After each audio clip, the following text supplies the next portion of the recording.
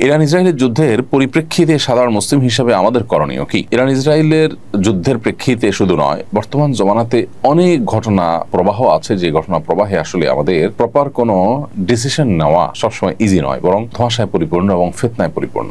আমাদের আগে আসলে ফিতনা এমন ভাবে পতিত হবে, ধোঁয়াশা বিভ্রান্তি এমন ভাবে ছেয়ে যাবে যে আমরা আসলে সিদ্ধান্তহীনতায় ভুগতে হবে, এবং সঠিক এবং বেঠিক সিদ্ধান্ত বের করে আসা, সঠিক এবং বেঠিক পথ নিরূপণ করা, এটা কঠিন একটা ব্যাপার হয়ে দাঁড়াবে। ইরান ইসরায়েল যুদ্ধের ক্ষেত্রে ব্যাপারটা অত জটিল না হলেও একেবারে সহজ নয়। একদিকে আমরা জানি যে ইরান তারা আমাদের কেবলাকে কেবলা মানে, আমাদের রসুলকে রসুল মানে ইরানের শিয়ারা। অপরদিকে আমরা এও জানি যে শিয়াদের একটা গ্রুপ তারা ইসলাম থেকে খারিজ হওয়ার মতো বিশ্বাস লালন করে, যদিও শিয়াদের মধ্যে আর অনেক গ্রুপ আছে যারা অনেকেই আছেন যে ইসলাম থেকে খারিজ হওয়ার মতো বিশ্বাস লালন না করলেও ভয়াবহ বিদআতে তারা লিপ্ত এবং সুস্পষ্ট বিভ্রান্তি এবং গোমরাহিতে তারা আছে। এ ব্যাপারে সারা বিশ্বের আহলে সুন্নাহ ওলামা ইকরামের কারোরই কোনো দ্বিমত নেই। চার মাযহাবের সমস্ত ওলামা ইকরাম এবং আপনার সমস্ত আইম্মা হাদিস মুহাদ্দিসিন সবাই পায়। এটা একটা বাস্তবতা। আরেকটা বাস্তবতা হলো যে আমরা জানি সিরিয়া সহ, ইরাক সহ মধ্যপ্রাচ্যের অনেকগুলো দেশে এই শিয়া প্রধান দেশটি ইরান বিভিন্ন সময় হামলা চালিয়েছে, এবং বিশেষ করে অতি সম্প্রতি সিরিয়াতে হাজার হাজার বরং লাখো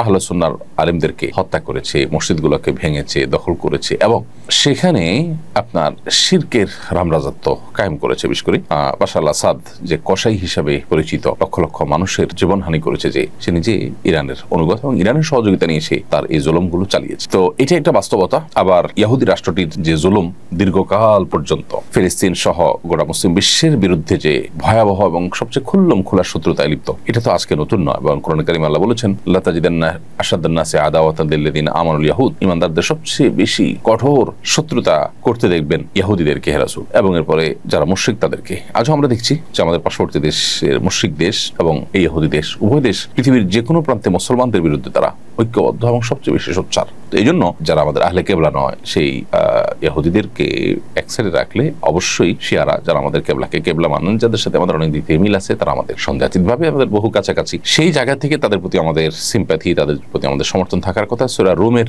মূলনীতির আলোকে। এর পাশাপাশি তারা এই চলমান যে আগ্রাসন, সে আগ্রাসনের মধ্যে তারা মাজলুমের ভূমিকা, সেই জায়গা থেকে আমরা মাজলুমের পক্ষ অবলম্বন করাটা, এটা হলো আমাদের জন্য সবসময় কর্তব্য। আমরা কখনো অবস্থাতে কোনো অবস্থাতে জালেমের সহযোগী বা জালেমের সমর্থন এটা আমরা কোনো অবস্থাতে করতে পারি না। সেই সাথে আল্লাহ তাআলার কাছে আমাদের একটা কমন দোয়া থাকা দরকার, আল্লাহ চলমান সমস্ত ঘটনা প্রবাহের শেষ পরিণতির জন্য ইসলাম এবং মুসলমানদের জন্য কল্যাণ বয়ে আনে। সে দোয়াটা আমরা মনে প্রাণে আল্লাহ তাআলার কাছে বেশি বেশি নিবেদন করব, এবং সকল প্রকার জুলুমের অবসান, জালেমের পতনকে আমরা আল্লাহ তাআলার কাছে কামনা করব কায়মন বাক্যে। এবং সেই সাথে ইরান এবং শিয়া যারা আছেন তাদের প্রতি আমাদের আহ্বান থাকবে যে এইরকম পরিস্থিতিতে আজ সারা বিশ্বের প্রায় আহলে সুন্নাহর আলেম এবং শাসকরা ইরানের তাদের প্রিভিয়াস যে আহলে সুন্নাহর আলেমদের প্রতি জুলুম, নির্যাতন, তাদের প্রতি আপনার হত্যাযজ্ঞ, এগুলো সত্ত্বেও ইরানের প্রতি তাদের যে সিম্প্যাথি, ইরানের প্রতি তাদের যে সমর্থন, সেটা তারা জানাচ্ছেন। অতএব তারাও ভবিষ্যতে আহলে কেবলা নিজের স্বগোত্রীয় ভাইদের সাথে আচরণ করার ক্ষেত্রে তারা যেন আরো দায়িত্বশীলতার পরিচয় দেন।